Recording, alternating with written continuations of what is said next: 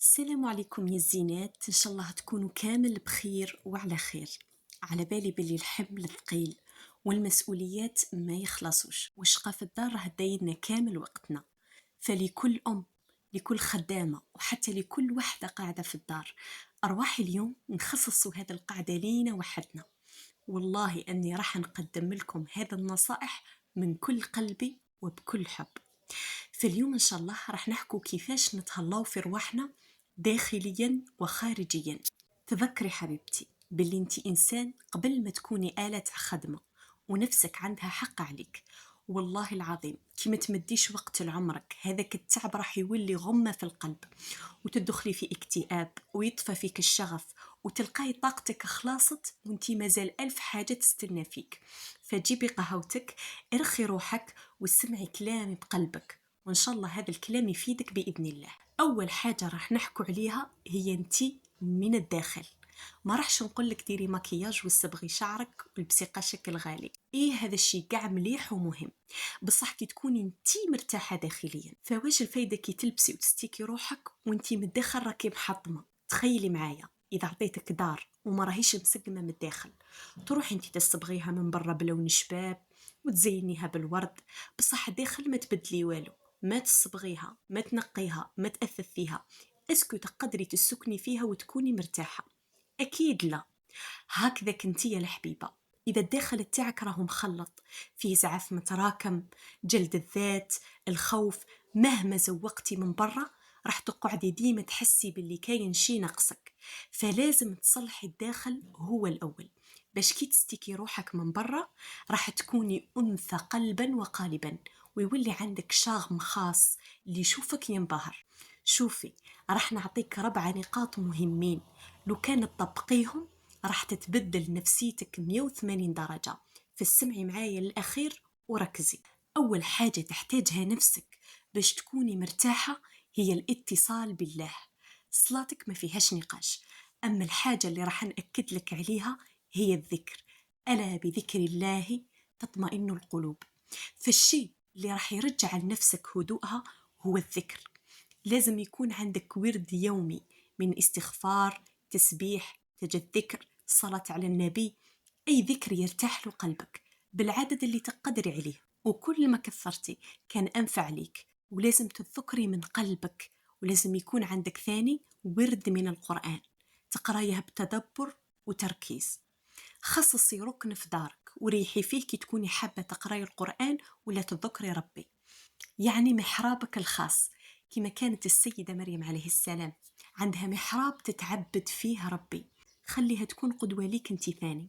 فديري محرابك الخاص باش تكوني مرتاحة ويكون قلبك حاضر.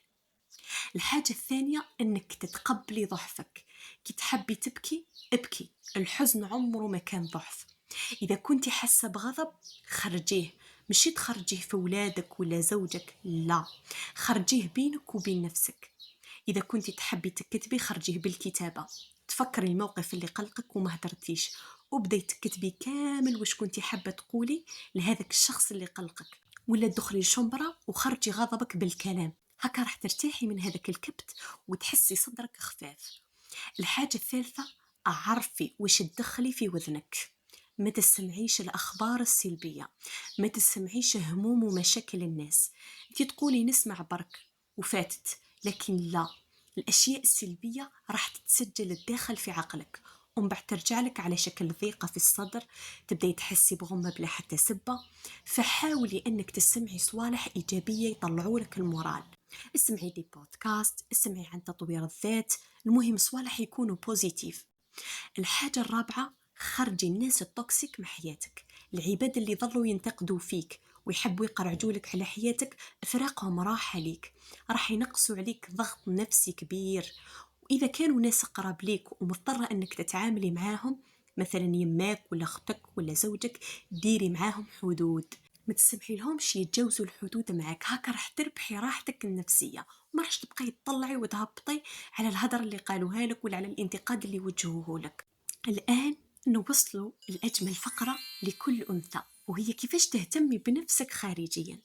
بعد ما حسنتي نفسيتك وحسيتي مورالك طلع كي تكوني مرتاحة داخليا راح تستمتعي كي تتهلاي في روحك. فعاملي جسدك كيما تعاملي الحاجة الغالية عندك. أول حاجة هي النظافة، خلي جسمك دايما يكون نقي، وخاصة في الصيف. وريحتك ديما تكون منعشة، مش شرط تديري روايح غاليين، المهم تكون ريحة شابة وحلوة. راهم كاينين بزاف أنواع تاع العطور، فرويتي ولا سكري ومشي غاليين. رطبي جسمك بعد كل دوش، وخاصة في الشتاء. كل ما رطبتي جسمك كل ما حسيتي بشرتك طرية ومشي ناشفة. شعرك بداي بيه هو الأول، غير تنوضي أم مشطيه. وقبل ما ترقدي ثان، مشي لازم الششوار دايما خليه يتنفس ويريح. منين ذاك ديري له زيوت طبيعية باش ما يتقصفلكش، يالو كان مرة في الأسبوع. لبستك دايما تكون نقية وشابة. دايما مرة تكملي طيابك بدلي وستيكي، ديري قهوة ولا أتاي. أنا من عشاق القهوة، طلع لي المورال بزاف، ودايما نحب نشربها كي نريح مع راسي. تقيني حبيبتي هادو الصوالح راح يرفعوا طاقتك ويحسنوا من نفسيتك. الحركة والرياضة ثاني مليحة. حركي جسمك، مش شرط تديري سبور تاع سبور، حركي جسمك، دوري في الدار. ليسونسيال تتحركي. بالنسبة للأكل كولي في المعقول، اللي عندها شهية بزاف حاولي ما تشبعيش، هكا ما تحرميش نفسك وفي نفس الوقت ما تسمانيش. واللي ما عندهاش شهية حاولي أنك تقسمي الوجبات، ومنين ذاك قلش رواحكم بحاجة تحبوها في الماكلة. نفسك هي أولى بالدلال، ماشي خسارة في روحك أنك تصنعي روتين خاص بك انتي حبيبتي. فدايما حاولي تصنعي أجواءك وتسعدي نفسك بنفسك، هكا مورالك راح يكون دايما طالع، وراح تكون عندك طاقة باش تقدمي لزوجك وتقدمي لأولادك وتقدمي لنفسك. هنا حبيباتي وصلنا لنهاية الفيديو، إن شاء الله تكونوا استفدتوا. خلولي رايكم في التعليقات، ونتلقاو في موضوع آخر إن شاء الله. سلام.